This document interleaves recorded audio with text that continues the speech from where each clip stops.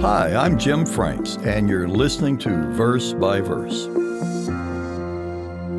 My verse for today is 1 Corinthians 11, verse 26.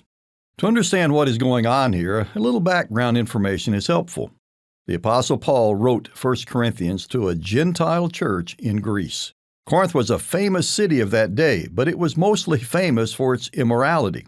So we should not be surprised that 1 Corinthians would turn out to be one of the most corrective, if not the most corrective epistle written by Paul. It contains a lot of things that the Christians in Corinth struggled with from the society in which they lived. By the time the church at Corinth was established, the church that had been founded on Pentecost in Acts 2 has been observing the holy days for more than 20 years. Chapter 11 of 1 Corinthians focuses on the observance of the Passover. We see from the Old Testament and from the instructions given by Jesus Christ on the night before he died, which was the night of the Passover, that this was a very solemn observance. Paul took offense at the way the members in Corinth were observing the Passover.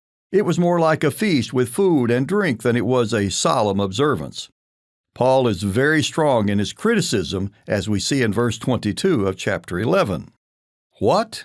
Do you not have houses to eat and drink in? Or do you despise the church of God and shame those who have nothing? What shall I say to you? Shall I praise you in this? I do not praise you. Now with that background, we come to verse 26. For as often as you eat this bread and drink this cup, you proclaim the Lord's death till he comes. Now some interpret this verse to confirm their practice of partaking of the bread and wine, or the Lord's Supper as they call it, every day, or every week, or every quarter.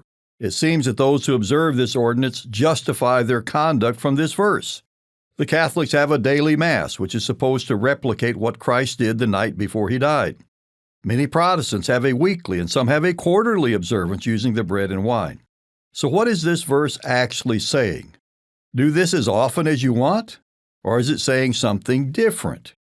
There are several translations, or in one case a paraphrase, that translate this as, whenever you take the bread and the cup. Now this wording is found in the Bible in Basic English. Then there is the 20th century New Testament that has similar language. Whenever you eat this bread and drink this cup.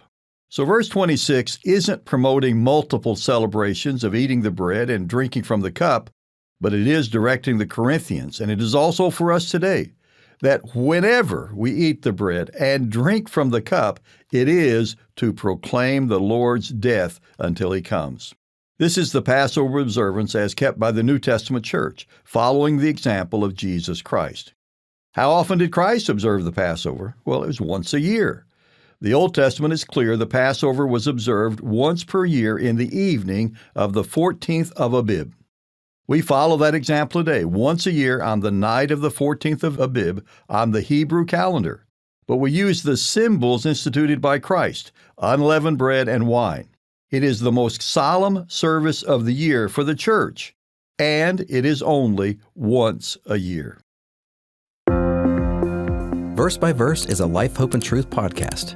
Check out the show notes to find more free content, like videos, articles, and booklets in our Learning Center.